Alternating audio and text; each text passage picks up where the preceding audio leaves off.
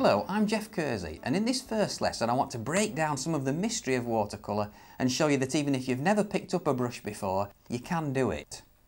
Of course, anything worth doing does take a bit of effort and a bit of practice, but it is easier than you think. I've got here some carefully chosen exercises that will soon have you painting some excellent results that you can't wait to show to friends and family. To keep things simple, we're just going to start with one tube of paint, French ultramarine, and one brush. And it's amazing what we can achieve with just this basic equipment. So let's get started. I'm going to take the French ultramarine and squeeze out about an inch of it into my palette. If you've not got a palette, a dinner plate or even a paper plate will do. I'm going to take the brush, get some water on it, and start by dipping it in the paint and making a sort of medium wash, not too thin, not too thick. And let's look at some basic brush strokes. First of all, holding the brush by the ferrule so that I've got more control of it, we'll do some brush strokes with the very tip of the brush. And with these, if you do them quite rapidly and pull the brush away towards the end of the stroke, you're using the very fine tip of the brush, just a couple of hairs, and you can get quite fine lines, which gives you plenty of control. This is a good technique for sort of reeds and grasses in the foreground of a painting with a lake on it or something like that. Now let's look at some broader strokes. I'm going to hold the brush a bit further up, just above the ferrule, so that I've got a bit more movement, a bit more freedom with it, and mix some more paint. Again, about a medium wash. Now if we use a bit more pressure on the brush now, so that we're not using just the tip, we're using the thick sort of middle of the brush, then we can get some much broader strokes.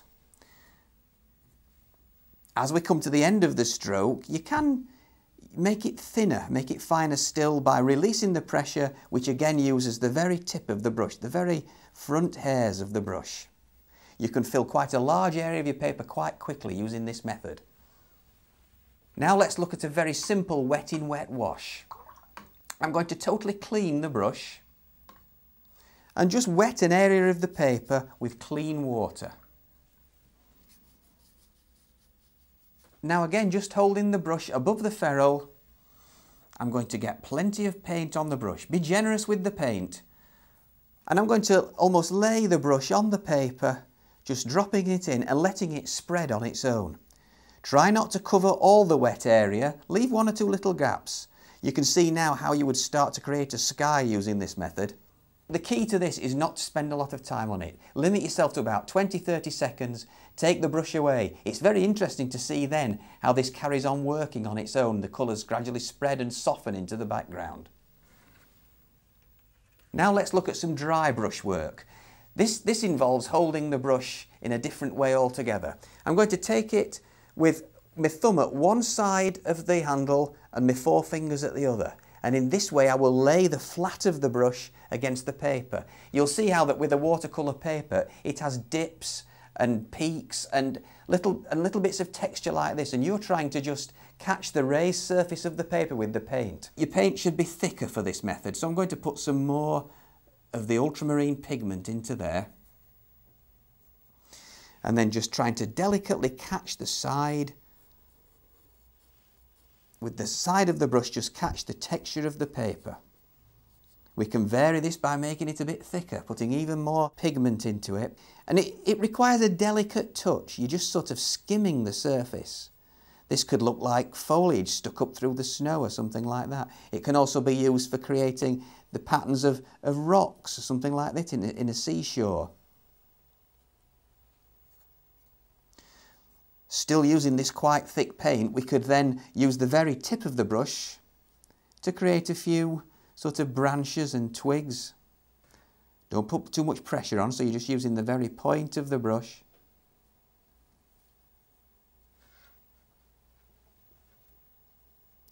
Maybe even suggest a few bits of foliage with some quick strokes of the very tip of the brush. And this dry brush work works very well if you take off some of the paint on a bit of tissue or the edge of your paper so that the brush is almost dry. When you do that, you can get some very fine textures. You're just skimming the very top of your paper. Now it's well worth practicing those brush strokes. Pay particular attention to how you are holding the brush. This does make a difference to the marks you make on the piece of paper. Now at this stage they don't mean much, do they? They're just marks on paper. But we're going to look now at your first simple landscape, and you'll see how we incorporate those strokes and the different methods of holding the brush to the various aspects of this painting. So I'm going to start by taking a ruler and a pencil, and on the area of paper I've marked out, I'm going to put a line about a third of the way up. Now that's going to be the line where a distant lake meets the bottom of some hills. So let's start by looking at some hills. I'm drawing in a distant hill quite faintly. You don't want too strong a line standing out at this stage. And then we'll bring another hill in from the left-hand side. This one's in front of the last one, bringing it down to that pencil line. Now one from the right-hand side, and as we come in with this one, I'm going to bring that line down a little bit further and then take the ruler and take that across. That comes a bit lower than the original pencil line because that then creates a feeling of depth in the painting for us. And I'm just going to run my pencil across this line to emphasise it.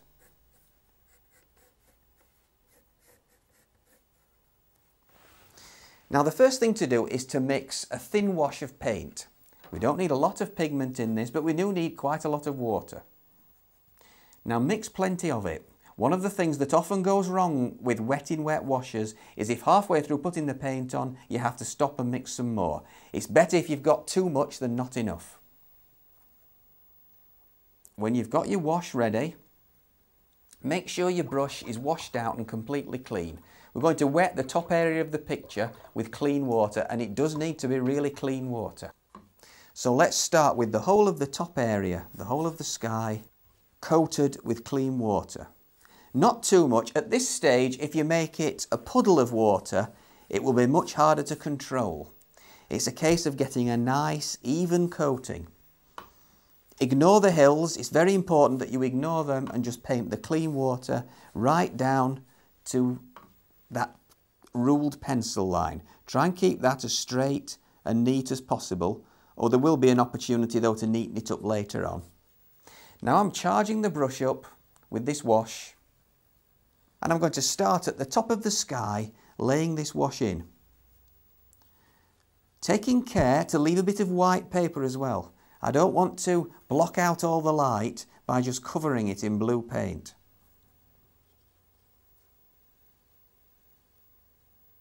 Now I'm going to wash the brush out and add a bit more water to the mixture so that it's thinner, so it's more watery. And then I'm just going to drop a few bits of this thinner wash in, just brushing the tops of the hills, taking care to still leave some white paper which represents clouds. And that's it for that stage. Very important to not spend too long on this. The longer you keep adding paint to the paper, the darker and heavier it becomes, and you lose that important element in the sky, which is light. Also very important to think about creating a feeling of distance by having the sky lighter towards the horizon and darker at the top. So while that's drying, let's have a look at what's likely to go wrong. I've got one or two pieces by my students here that I want to just point out the mistakes. This one, for instance, here, the sky was too wet. When they put the clear water on at the beginning, there was too much water on, and everything runs downhill. Now, in certain circumstances, you might think this is okay because it looks like rain, but if you wet the paper too much, every painting will look like it's raining. On this one, we've got what we call a cauliflower or a run back, and this is where somebody hasn't been quick enough after wetting the paper, putting the colour on. And the colour that you put on runs until it meets a part of the paper that's already started to dry, and it stops at that point. And when it dries, that crinkled edge that you get is what we call a cauliflower or a run back. It's often not clear that you're going to get this until it's actually dry. So be careful that as soon as you wet your paper, you're ready to paint immediately. And finally, we've got one here where the paper hasn't been wet enough. At the top of the scene, where it's been quite wet, the colours are softening into the background quite well. But lower down, look how, where it's not been wet enough, we're getting some hard, dry edges in the sky. These don't look very nice, and they don't look like clouds, they're too hard-edged. The key to avoid this is to make the paper nice and evenly wet all over.